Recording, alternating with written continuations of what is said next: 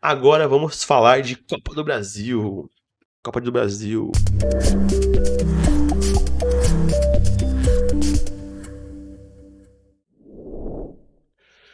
Então bora. Corinthians, né, que é Corinthians e São Paulo, né? Então vou pegar aqui os últimos 5 jogos dos times que estão na semifinal da Copa do Brasil. Então o Corinthians empata com o Bahia nesse último jogo, um jogo bem morno, bem ruim, né, pelo Brasileirão. E aí os últimos 5 jogos, as 2 vitórias pelo Universitário e pela Sul-Americana, a vitória e classificação em cima do América e o jogo de 1-0 em cima do Atlético Mineiro. Então pegando no último, o mais recente. Contra o Atlético, querendo ou não, nos últimos, especialmente nesse ano aqui, o Galo tá mal, né? Já tava em viés de baixa ali. O Corinthians e o Galo, né, fazem jogos interessantes, mas nos últimos 2 anos ali, temporada passada e essa, o Corinthians parou de ser. Tinha, por um curto período, estava sendo freguês do Galo. Deixou de ser, fez jogos bons. Esse ano ganhou, acho que os 3 jogos em cima do Galo, né? Só perde da Copa do Brasil, o primeiro jogo lá. Mas é um time que não estava vindo bem e o Corinthians conseguiu uma vitória suada, porque é um time bom do Galo, mas conseguiu a vitória. Contra o Universitário, contextualizando, era molecada na arena, né? Só molecada. E aí o Roger Guedes não, o Renato Augusto entra e o Felipe Augusto vai lá e faz o gol, né? O América Mineiro já é um jogo bem interessante. O Corinthians amassa o América, assim, tipo, basicamente só o Corinthians cria. O Corinthians joga bem melhor com o América, tem várias jogadas. Tem um descuido ali, um ou outro, e toma o gol, os gols, né, para levar para os pênaltis. Esse jogo o Corinthians não deveria ter deixado ir para os pênaltis, né?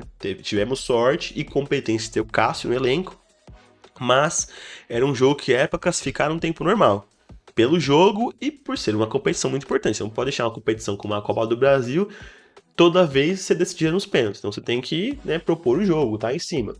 Contra o Universitário, é o jogo da volta, também o Corinthians é superior num geral, assim, mas é diferente o jogo. Como tava com a vantagem, jogou mais devagar, né? Mas segurou ali o placar, não deixou o Universitário criar muito, né? Os caras tiveram muita bola, mas sempre longe do gol, sempre longe da área, não teve muitos lances de finalização dentro da área, por exemplo. Então, não foi um jogo espetacular, mas continha vantagem, conseguiu segurar. Esse jogo do Bahia, eu entendo que rolou alguns testes, né? O Luxemburgo fez alguns testes na equipe, testes que não tiveram bons resultados, né? Mas, querendo ou não é um jogo também que vai ser tão crucial assim. É o último jogo, é o recorte mais recente, mas ainda assim tem o seu contexto. Não foi um time que. Primeiro que a campanha do Corinthians fora de casa do Brasileirão é ridícula, é muito ruim. E segundo, que é um time que, querendo ou não, tava mais com a cabeça no jogo do São Paulo. O Luxemburgo tava testando alguns jogadores, colocou o Rojas no lugar errado, né? Na ponta esquerda, ele obviamente tem que ficar na direita. Isso também é uma preocupação, que ele sai machucado, né? Não tem divulgação de quando recupera, mas aparentemente não é muito sério. Pode ser que volte já contra o São Paulo agora na terça-feira. Bom, esses são os últimos jogos do Corinthians, os últimos resultados. Acho que o Corinthians tem grande chance de fazer um bom primeiro jogo. A classificação depende muito, né? O São Paulo estava bem embalado.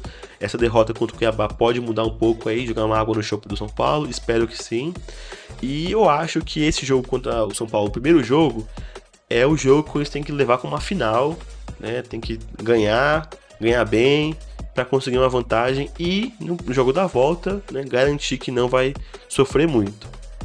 Não, como eu falei, não tem sido um bom adversário fora de casa, né? É um time que apanha muito, ó, perdeu pro Remo 2-0, perdeu o Atlético 2-0, perdeu o América Mineiro, que na época era o último colocado de 1-0 fora de casa. No Brasileirão também a campanha fora de casa é ridícula. Então pro São Paulo é uma grandíssima vantagem decidir contra o Corinthians em casa. Porque o Corinthians fora de casa não vem bem, não tem feito bons jogos e resultados também são horríveis, né? Já o São Paulo veio numa viés um pouquinho melhor do que a do Corinthians. Apesar de ter perdido o último jogo contra o Cuiabá, ele de baixo para cima, né? Ele classifica contra o Palmeiras, né? Muito mais difícil do que o América Mineiro, apesar de que, vamos também pôr num contexto.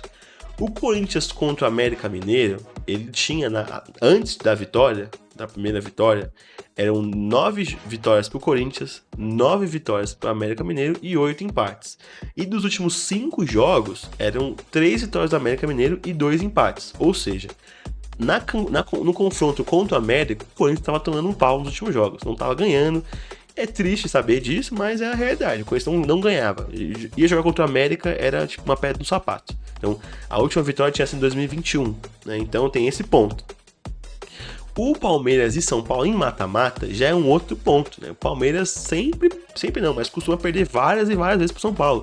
Se eu não me engano é 16-5, né? As eliminações. Então, em mata-mata, São Paulo e Palmeiras, se eu não me engano é 16-5. Então, cara, é outro contexto, né? O Palmeiras, apesar de ser um time bem mais forte que o América Mineiro, é um time que costuma pro São Paulo não dar tanto trabalho em mata-mata, né? É um time que o São Paulo costuma ganhar. Não dá trabalho também, eu peguei forte, que peguei pesado. É um time que dá trabalho sim, sempre dá trabalho, é um time excelente, bem treinado, joga muito bem, mas é um time que contra o São Paulo, quem ou não, dá uma peidadinha, cara, não tem jeito. E o São Paulo ganhou os 2 jogos, né? Ganhou no Allianz e ganhou no Morumbi. Então, realmente, pro São Paulo ali foi um jogo bem mais difícil, mas contextualizando, não é tipo, o Corinthians passa pelo América Mineiro. Nossa, não fez mais que obrigação. Realmente, não fez mais que obrigação, mas tem um contexto. E o São Paulo ganhando o Palmeiras, você imagina que o Palmeiras é bem mais forte que o São Paulo, deve passar. Mas também tem um contexto. Não é que o São Paulo apanha do Palmeiras toda vez, essa vez conseguiu a redenção. Não. Na verdade, é meio que o oposto, né? O Palmeiras costuma apanhar mais o São Paulo do que o vice-versa. Então, contextualizando, né? Ainda assim, são ótimos resultados. Ganha o Palmeiras 2 vezes, o que empatou com o Bragantino fora de casa, beleza. Dá um cacete no Santos de 4-1 e agora no Brasileiro perde pro Cuiabá. Então, apesar de ter vindo já de uma sequência muito boa, esse jogo do Cuiabá pode dar uma atrapalhada, mas ainda assim, cara, eu vejo que o Dorival ele é muito bem preparado, muito estudioso e tem grandes chances de conseguir dar muito trabalho pro Corinthians, tem grandes chances de conseguir uma classificação. Torço para que não consiga classificação, obviamente, mas é um time que é muito bem treinado pelo Dorival, cara. Então não há de se descartar.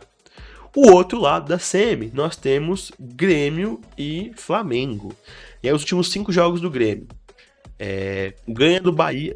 São 3 jogos contra o Bahia, né? Nos últimos 5. Impressionante isso também. Pelo Brasileirão, ganha do Bahia de 2-1.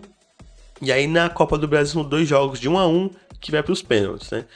Um desses jogos, o Grêmio foi amassado no primeiro tempo, no primeiro jogo. Ele é amassado no primeiro tempo, só da Bahia, mas consegue uma recuperação.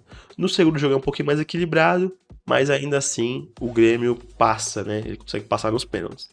Perde o Botafogo, a gente já falou desse jogo aqui hoje. O Botafogo, esse jogo 2-0, fora de casa, né? O Botafogo ganha fora de casa. Faz parecer que, perdeu em casa, né?